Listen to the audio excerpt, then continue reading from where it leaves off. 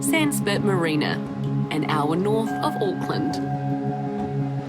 A repurposed police boat gets ready for a day of patrolling the Hauraki Gulf. Owned and operated by local iwi Ngāti Manuhiri. Although Hauraki Gulf is commonly known as the seabird capital of the world, a lot of our seabirds are fighting for kai. There's a lot of starvation, a lot of pollution in the water as well. Chief Executive Nicola MacDonald is working hard to change that. But troubled waters are ahead. Because what lies beneath is a potential environmental disaster. Without doubt, one of the biggest, single, most concerning issues we have is the ticking time bomb called the Niagara. The RMS Niagara launched in 1912. Dubbed Queen of the Pacific, the passenger liner regularly travelled between Aotearoa and Vancouver.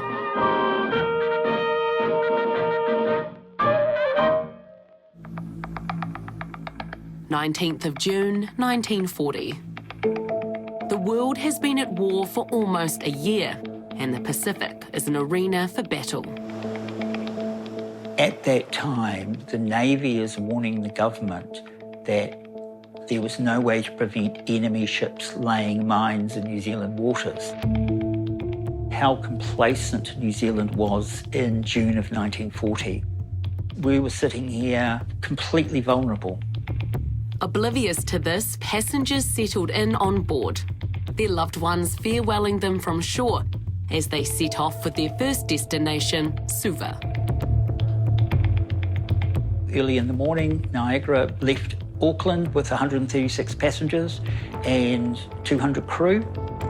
She would have filled her bunkers in Auckland before she left, so she was carrying a full load of fuel oil. She was sailing in the Gulf when she struck a mine.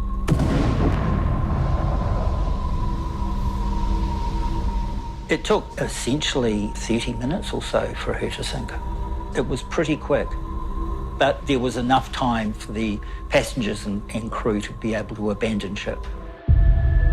What no one knew was that a German ship had slipped undetected into New Zealand waters. A very large ship was able to spend 7 hours laying mines and was essentially able to get away with it. The Niagara sank to the bottom of the sea, along with those bunkers of fuel oil. It is a high-risk wreck. The wreckage lies 40 kilometres southeast of Whangarei. This footage of Niagara was taken in March this year. The wreckage is 120 metres deep and has been underwater for over 80 years now. The wreck is collapsing at quite a fast rate. Keith Gordon has spent decades diving and studying the Niagara wreckage. A lot of features that used to be there are now gone or have just collapsed. It's not just corrosion, it's been biologically imploding. People don't realise, but bacteria are eating away every day at the iron. As it gets older, oil that is trapped under some of the wreckage, that gets released. Late last year, Keith went out with a crew to the site.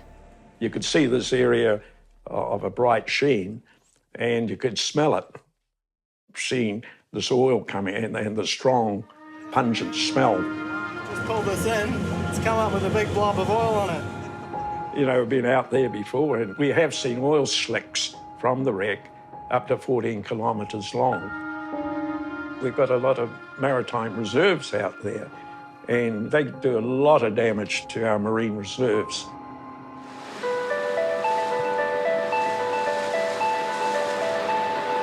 Goat Island Marine Reserve is a protected area in the Hauraki Gulf. Ngāti Manuhiri are doing underwater surveillance work. We drop down the rows, which are underwater cameras, to check the sea floors, check to see how marine habitats are working. are monitoring the health of this ecosystem, which is home to a thriving population of tamure, snapper, a staple in the Pātaka kai. Every type of kai that you can think of, we have it here. If the Niagara was to breach its hulls, they will be wiped out. Nothing can survive. No biodiversity will survive ingesting crude oil. There are fears it could be another disaster like the Rena, where a container ship ran aground in Tauranga in 2011. This is going to be worse than the Rena. We're looking at something that like what happened in the Gulf of Mexico. Our entire ecosystem will be wiped out before our very eyes. Just to clean up that 350 tonnes from the Rena, if it's correct, that figure I saw that over 40 million, just to do a clean-up. I mean, you're talking quite a few million. There could be some 1,300 or 1,400 tonnes of oil there. What's your fear if that was to release into the Gulf? If that ship suddenly did do a big breach and a lot of oil, we don't really have the facilities here to do a clean-up of that volume of oil. And they would have to get equipment from Australia probably to come across. And that's going to take time. In the meantime, if there's a lot of oil floating around out there and coming ashore, it would do a lot of damage.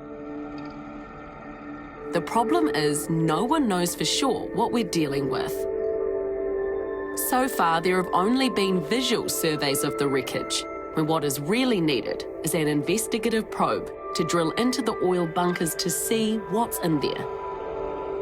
We do need to get Maritime New Zealand under the water and doing the survey for us so we know exactly what we're dealing with.